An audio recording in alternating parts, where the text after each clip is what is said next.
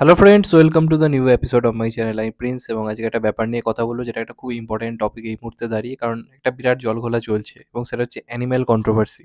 এবং এই কন্ট্রোভার্সিতে এক এক করে কিন্তু বড় বড় নাম চলে আসছে, যারা আমাদের বলিউড ইন্ডাস্ট্রির কিছু নামকরা ব্যক্তিত্ব, সম্মানীয় ব্যক্তিত্ব, তারাও কিন্তু নিজেদেরকে জড়িয়ে ফেলছে এই আজকের ট্রেন্ডে দাঁড়িয়ে। তো হঠাৎ করেই সোশ্যাল মিডিয়াতে একটা কথা খুব বলা হচ্ছে, সন্দীপ রেড্ডি ভাঙ্গা একটা বাজে লোক, একদম অসভ্য লোক, মানসিক রুগী, ডাক্তার দেখানো দরকার। এই ধরনের বিভিন্ন রকম কথাবার্তা বলা হচ্ছে এবং সেটা হচ্ছে বেসিক্যালি জাভেদ আখতারের বলা একটা ইন্টারভিউয়ের পর। জাভেদ আখতার অ্যানিমাল সিনেমাটাকে নিয়ে শুধু নয়, বিভিন্ন জিনিস নিয়ে একটা কথা বলেছিল এবং সেখানে অ্যানিমেলের প্রসঙ্গ উঠে এসেছিল। কারণ অ্যানিমেলের একটা পার্টিকুলার সিন নিয়ে তিনি কথা বলেছিলেন। এমনটা নয় যে অ্যানিমেল নিয়ে তিনি কথা বলেননি, এমনটা মোটেই নয়। অ্যানিমেলকে তিনি কটাক্ষ করেই কথাটা বলেছিলেন। সেই সিনেমার একটা সিনকে বিশেষ করে ইঙ্গিত দিয়ে তিনি বক্তব্যটা রেখেছিলেন। এবার সেটার এগেইনস্টে অ্যানিমেলের যে অফিসিয়াল যে সাইট রয়েছে টুইটারে, সেখান থেকে একটা পোস্ট করা হয়। তো সেটাকে নিয়ে বিতর্ক শুরু হয়েছে যে ট্রোলিং নেওয়ার ক্ষমতা নেই, যা ইচ্ছে যাকে খুশি বলে দিতে পারে, জাভেদ আখতারের মতো লোককে বলার অধিকার কে এমন দিয়েছে, এই ধরনের বিভিন্ন রকম বক্তব্য উঠছে। এবার এইখানে আমার কিছু পয়েন্ট অফ ভিউ রাখবো যে কে ঠিক কে ভুল, সেটা নিয়ে আমার কিছু বক্তব্য রয়েছে। বিশেষ করে আমি একটা কথা বলতে চাই, আমার সন্দীপ রেড্ডি ভাঙ্গা লোকটাকে নিয়ে কোনো রকম কোনো প্রবলেমই নেই। কারণ এই লোকটার একটা ব্যাপার কি, এই লোকটা হচ্ছে খুব স্পষ্টবাদী। এ আজ অব্দি কখনো বলেনি বা নিজেকে দেখায়নি যে সে খুব ভদ্র মানুষ। আমরা ভালো করে ইন্টারভিউগুলো লক্ষ্য করবেন, একদম কাট টু কাট ইন্টারভিউ দেয়, স্পষ্ট কথা বলে, কোনো রকম কোনো লুকোছাপা নেই। নিজের ফ্যামিলিগত সে কিরম লোক বা ব্যক্তিগতভাবে তার কি মানসিকতা, এগুলো নিয়ে তার মুখে এক পেছনে এক, এই ধরনের লোক কিন্তু সে নয়। সে কোনোদিন ইন্ডাস্ট্রিতে আসার আগে বলেনি যে আমি খুব সেই বিজ্ঞ কিছু সিনেমা বানাবো বা এই হ্যান ত্যান বানাবো। সে যেটা তার মনে হয়েছে বানানো উচিত, যে সে তার হিরোকে যেভাবে দেখাতে চায়, সেটা খারাপ ভালো মেশানো অদ্ভুত একটা চরিত্র সে লিখেছে, সেটা সে আমাদের সামনে প্রেজেন্ট করেছে এবং অফিসিয়ালি সে জানিয়ে দিয়েছে এটা 18+ সিনেমা। যাদের 18+ বোঝার মানসিকতা রয়েছে তারা দেখতে আসুন, এবং এই সিনেমায় ভালগারিটি থাকবে, এই সিনেমায় ভায়োলেন্স থাকবে, এই কথাগুলো সে আগে থেকে জানিয়ে দিয়েছিল। যদি দেখার ক্ষমতা থাকে, যদি দেখার সাহস থাকে, তবে আপনি দেখুন, এই কথাটা কিন্তু বলে দিয়েছিল। এবং আলটিমেটলি বক্স অফিস আপনারা দেখতে পেয়েছেন, 12 ফেলের মতো তো ভালো সিনেমা, যেটা গোটা পরিবার নিয়ে বসে লোকে দেখতে পারবে, সেটার বিজনেসের কথা যদি আমি বলি, যে অডিয়েন্স এত কথা বলছে, তারা কিন্তু অ্যানিমেলই দেখতে গেছে। তো হঠাৎ করে একটা সিনেমা এত ভালো বিজনেস করে দিল, জওয়ানের মতো সিনেমার পর সেকেন্ড হাইয়েস্ট বক্স অফিস এনে দিল, এটা কি এমনি এমনি হলো? অডিয়েন্স সাপোর্ট করেছে বলে নিশ্চয়ই হয়েছে। এবার আমাদের বলিউড ইন্ডাস্ট্রির কিছু নামকরা ব্যক্তিত্ব এই ট্রেন্ড এখন গা ভাসাচ্ছে। যে দেখুন, একটা ট্রেন্ড এখন চলছে যে আপনি যদি মেয়েদের হয়ে কথা বলেন, মেয়েরা ঠিক হোক বা ভুল হোক সেটা পয়েন্ট নয়, মেয়েদের হয়ে আপনি যদি কথা বলেন, মেয়েদের কোনো অপমান হচ্ছে এটার এগেনস্টে যদি আপনি কথা বলেন, আপনাকে গোটা পৃথিবী এখন মাথায় তুলে নাচবে, বলবে যে হ্যাঁ, এই লোকটার মতো ভালো মানুষ হয় না। এরকম একটা ব্যাপার এখন রয়েছে। তো জাভেদ আখতার একটা বক্তব্য রাখে অ্যানিমেল সিনেমাটাকে নিয়ে, যেখানে তিনি বলছেন যে এই সিনেমায় যে একটা দৃশ্য রয়েছে, যেখানে তৃপ্তি ডিমরিকে আর কি রণবীর কাপুর বলছে যে আমার পায়ের জুতোটাকে মানে চাটতে বলছে। এই সিনটাকে নিয়ে তুমুল কন্ট্রোভার্সি হচ্ছে। এবার প্রথম কথা এটা উঠছে, এই পরকীয়া ফরকীয়া এই সমস্ত জিনিস দেখালে নাকি মানুষের মধ্যে নাকি খারাপ মানসিকতা তৈরি হয়ে ওঠে। ভাই, পরকীয়া কি শুধু এই সিনেমাটাতেই দেখানো হয়েছে? এর আগে কোনো সিনেমায় দেখানো হয়নি? করণ জোহরের মতো লোক কাল হো না, এই কাল হো না বলছি, সরি, কবি খুশি, কি নাম যেন ওটা ছিল, হ্যাঁ, কবি আলবিদা না কেহনার মতো সিনেমাতে তো ওপেনলি পরকীয়া দেখিয়েছে।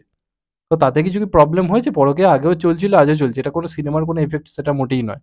আর সেকেন্ডলি যে বক্তব্যটা, ওই যে সিনটার কথা এটা বলা হচ্ছে, সেটা নিয়ে অ্যানিমেল টিমও আলাদা করে জানিয়েছে যে একটা মেয়ে যাকে হালকা কিছুটা হলেও সে হালকা ভালোবেসে ফেলেছিল, রণবীর কাপুরের চরিত্রটা, এটা বোঝা গেছিল যে চরিত্রটা প্রতি একটা হালকা ফিলিংসও চলে এসেছিল। পরে রণবীর কাপুরের চরিত্রে যতই ওকে বলুক যে আমি আগে থেকে সব জানতাম বা সেটা, কিন্তু সে এক প্রকার কিন্তু মানে হতাশ হয়েই কিন্তু কথাটা বলেছে। এমনটা নয় যে রণবীর কাপুর আগে থেকেই সব জানতো। রণবীর কাপুর যখন বুঝতে পেরেছে বিশ্বাসঘাতকতা করেছে, বুঝে গেছে এর থেকে আমায় দূরে যেতে হবে, এর আমার লাইফে থাকা এক্সিস্ট নয়, এ আমার সঙ্গে বিশ্বাসঘাতকতা করেছে, সেটার ইঙ্গিত দিয়েই কিন্তু সে ওই এটা কথা বলেছে যে একটা মেয়েকে আমি যেটা বিশ্বাস করলাম, যদি আমার সঙ্গে বিশ্বাসঘাতকতা করতে পারে, তাহলে এর উচিত আমার জুতো চাটা। এই ধরনের একটা সিন ছিল। এই হিসেবেই কিন্তু সিনটা ব্যাখ্যা করা হয়েছে। এখানে কোনো মেয়েদের অপমান করার জায়গা কিন্তু ছিলই না। অপরদিকে আমি দেখতে পাচ্ছি কিছু ফিমেল যারা রাইটার রয়েছে বা যারা ফিমেল যারা মুভি রিভিউয়ার রয়েছে, তারা একটা কথা বলছে, মেয়েদের নাকি তুমুল অপমান করা হয়েছে সিনেমাটাতে। আমি একটা জিনিস বুঝতে পারছি না, এই সিনেমাতে কিছু কিছু সিন রয়েছে যেখানে কিন্তু মেয়েদেরকে সম্মানও দেওয়া হয়েছে। এই সিনেমায় রণবীর কাপুরের সঙ্গে রশ্মিকার ওপেন কিছু ঝামেলা রয়েছে, যেখানে কিন্তু রশ্মিকা শুধু চুপ হয়ে ভয় হয়ে কাঁপছে তা কিন্তু নয়, ওপেনলি দুজনের মধ্যে ঝামেলা হচ্ছে। যখন ও কোনো মিটিংয়ে ব্যস্ত, রশ্মিকাও এসে কিন্তু ওর ল্যাপটপটা ছুঁড়ে ফেলে দিয়েছে। সেইগুলো নিয়ে কিন্তু কোনো আলোচনা হচ্ছে না। এবার এটাই স্বাভাবিক, একটা ছেলে মেয়ের সম্পর্কে সমানাধিকার থাকাটা দরকার। দুজনের দিক থেকে যেন সমান থাকে, ও ঝগড়া করছে যেন এও ঝগড়া করে।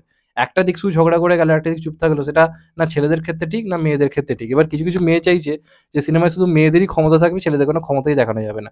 এই সিনেমাটার ক্ষেত্রে কিন্তু সেটা করা হয়নি। ভালো করে মন দিয়ে দেখলে দেখা যাবে অনেক কিছু জায়গা রয়েছে যেখানে কিন্তু রশ্মিকার চরিত্রটাকে কিন্তু যথেষ্ট স্পেস দেওয়া হয়েছে, তাকে কিন্তু সিনেমায় শুধুমাত্র ফেলে রেখে দিলাম এরম ব্যাপার কিন্তু নয়, এরম ব্যাপার কিন্তু মোটেই নয়।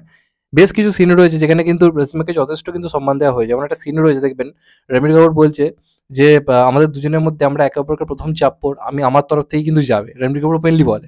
কিন্তু একটা সিচুয়েশন এমন আছে যেখানে কিন্তু রশ্মিকাই ওকে প্রথম চাপ্পড়টা মারে এবং রণবীর কাপুর হাসে। তার মানে এটা কি বলতে চাইলো যে এই ক্ষেত্রে সম্পর্কটা ক্ষেত্রে দুতরফই কিন্তু সমান দিকটা চলছে। হ্যাঁ, রণবীর কাপুরের সিনটা দোষ ছিল, তো এরকম অনেক সব ব্যাপার স্যাপার রয়েছে সিনেমার মধ্যে যেটা কোনো আলোচনাই নেই। রশ্মিকার একটা ডায়লগ রয়েছে বাবা মাকে, যে যখন আমি প্রেগনেন্ট ছিলাম, আমার যখন অবস্থা খুব খারাপ, তখন কিন্তু এই সারাদিন আমাকে পুরো ডাক্তারের মতো আমার হেল্প করে, তখন তোমরা কেউ ছিলেন। এরকম ধরনের সিনগুলো কিন্তু ভাইরাল হচ্ছে না। ও কোন সিনে নায়িকাকে তাচ্ছিল্য করেছে এটা ভাইরাল হচ্ছে, কারণ এখন ট্রেন্ড এটাই চলছে।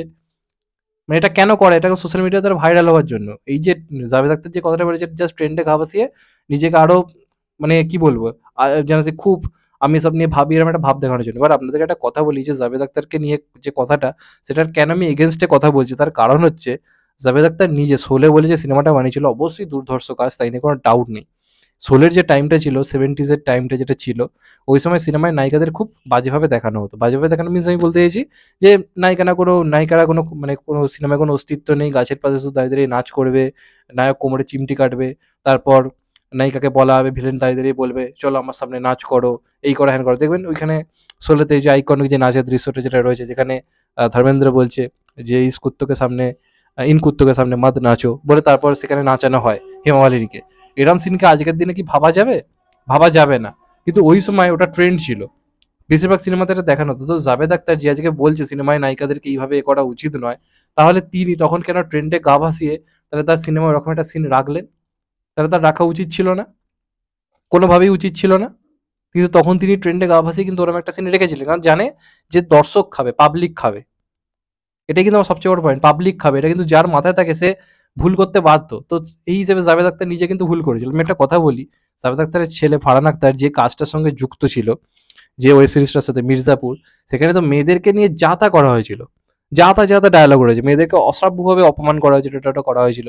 তখন তো জাভেদ আখতার একটা কথাও বলতে আসেনি যে না আমার ছেলের এই কাজটার সঙ্গে যুক্ত থাকা উচিত হয়নি, যা তা করা হয়েছে, এই কথাটা কিন্তু তিনি বলেননি।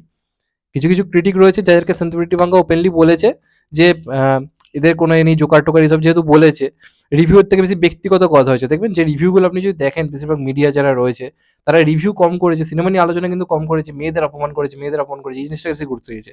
এবার সেটা রেখে যদি সেন্সিটিভিটি ভাঙ্গার রাগ হয়, সে একটা আর্ট বানিয়েছে, সেটা নিয়ে শুধু নোংরামি চলছে, একটা তরফ থেকে শুধু মেয়েরা বলে যাচ্ছে আমাদের অপমান করা হয়েছে, আমাদের অপমান করা হয়েছে, জাভেদ আখতারের মতো লোকজন এসে বলছে মেয়েদের অপমান করা হয়েছে, মেয়েদের অপমান করা হয়েছে। তাই রাগ হওয়াটা স্বাভাবিক, এটা কোনো ভুল নেই, কোনোভাবে এটা কিন্তু কোনো ভুল নেই।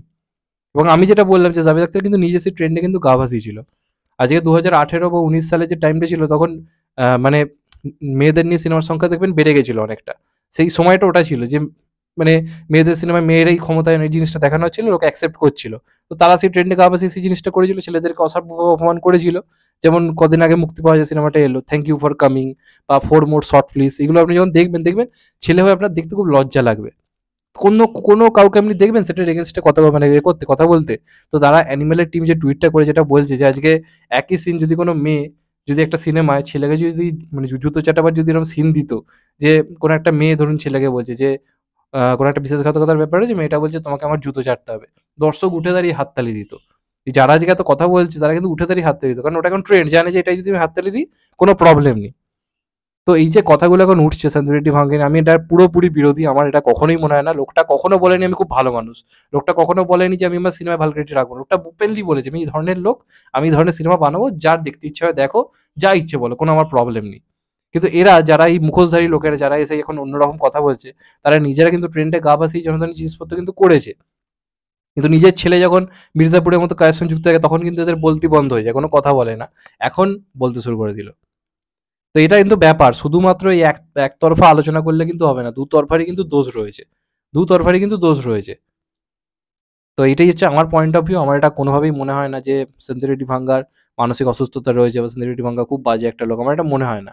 সে একটা ধরনের সিনেমা বানাতে পছন্দ করে, সে সেটাই সিনেমাটায় সেই হিরোকে দিয়ে যা ইচ্ছে তার করাবার তার রয়েছে।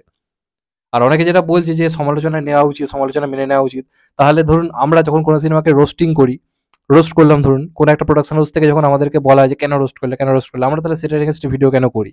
অঞ্জন দত্ত যখন আমাদেরকে নিয়ে বলছে ওপেন প্ল্যাটফর্মে যে আমরা রিভিউ করার যোগ্য নই, আমাদের রিভিউ করার কোনো যোগ্যতা হয়নি, আমাদের উচ্চারণ বাজে বা কারোর জ্ঞান বেশি, সে ভালো কিছু বলতে পারছে, এই ধরনের কথা যখন অঞ্জন দত্ত যখন লিখেছিল, সেটার এগেনস্টে তাহলে আমরা কেন ভিডিও করলাম? নিশ্চয়ই আমাদের হাতে ঘা লেগেছিল বলে, যে না অঞ্জন দত্তটা ঠিক বলেনি। অঞ্জন দত্ত তখন কিন্তু আমাদের মাথায় আসেনি যেটা একটা ওপেন প্ল্যাটফর্ম, সবার বলার অধিকার রয়েছে, এটা কিন্তু মাথায় আসেনি।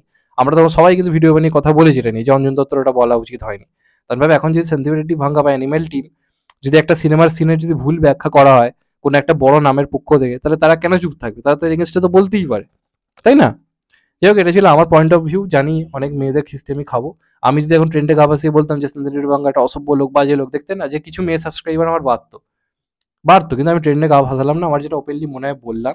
আপনাদের এটা নিয়ে কি মতামত অবশ্যই কিন্তু কমেন্ট করে জানা। যদি চ্যানেলটা নতুন হয়ে থাকেন, চ্যানেলটাকে সাবস্ক্রাইব করে দেবেন and get the bell icon. ভালো থাকবেন সবাই, টেক কেয়ার, নমস্কার, আবার দেখা হবে। এখন তো বাই।